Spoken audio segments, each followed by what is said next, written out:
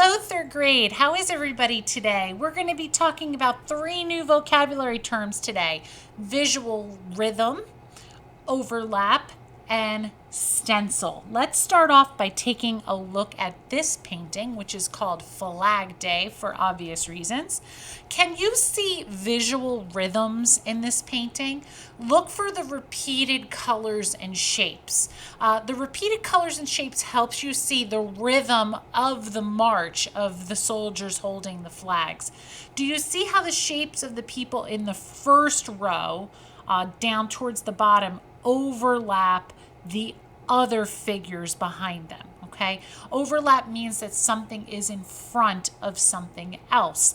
And what this artist has done is created visual rhythm by repeating the same type of figure over and over again. And he has also overlapped the figures, and that helps us have depth like we did last week. Okay, so today we are actually going to use a stencil, and a stencil is something that you cut out and you can either trace around it or you can fill inside of it depending upon how the stencil is cut out. Let's take a look at some student examples.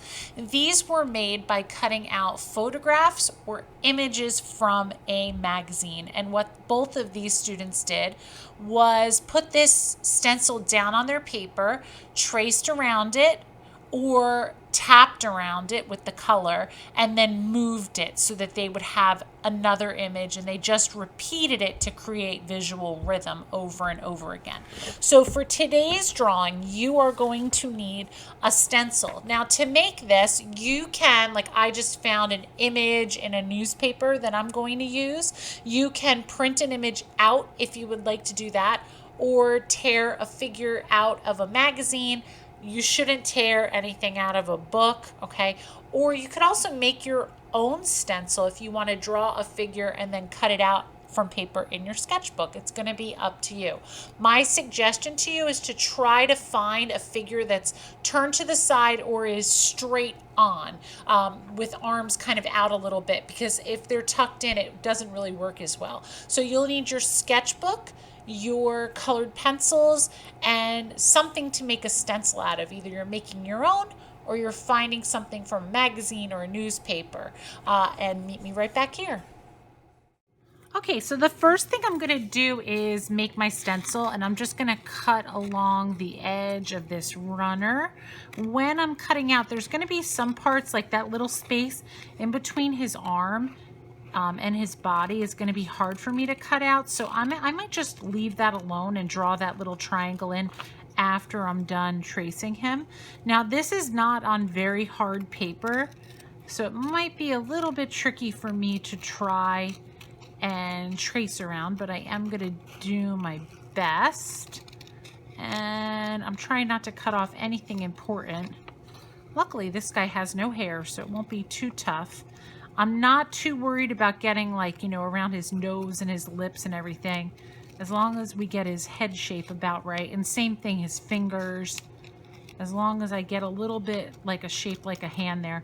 And notice, guys, as I cut, I turn my paper, not my scissors. My scissors always point away from me, and I cut turning my paper. Ooh, at the end, you got to be real careful there. And there we go. Okay, so now I have my little running guy, my little stencil, and I'm going to start to overlap. So because I'm overlapping, I'm going to draw the front line first, and I'm going to just put this guy down and very gently just kind of trace around the edge. I can't push too hard, because if I do, I will actually wind up just damaging my paper because it is so thin.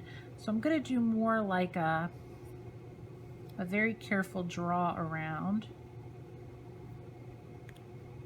It's almost like when you put your hand down and you try to trace around it, same kind of thing. All right, so there's my first little guy.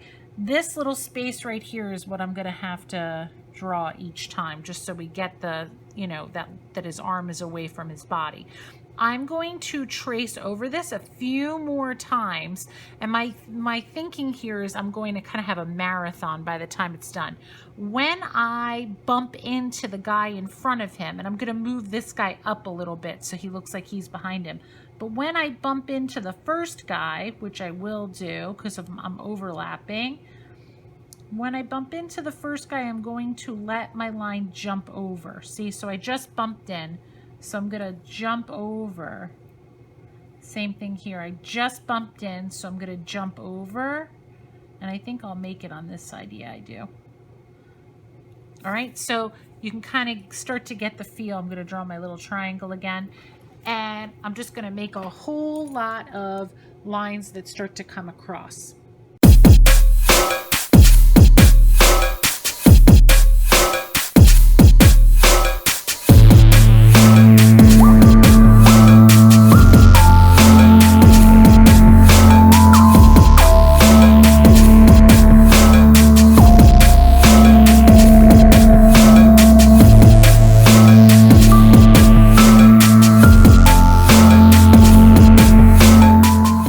So I'm going to start color now, and I think I'm actually, if you have markers, you can use them, or crayons.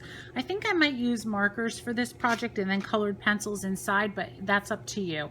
There's two ways that you can actually color this project in.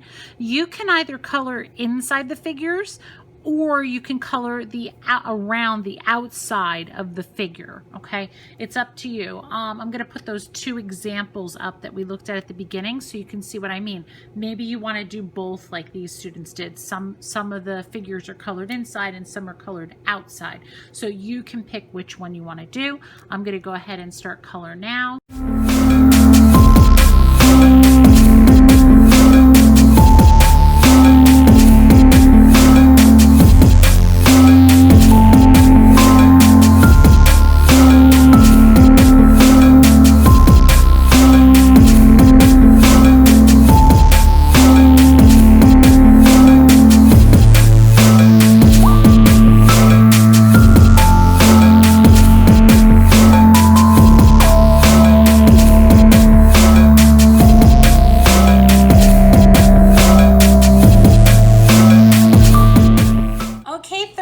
So here is my finished drawing with visual rhythm that I used a stencil to make.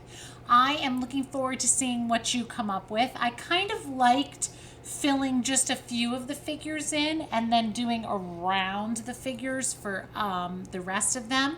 And I kind of went with a fire theme. I went with reds and oranges and then into yellows.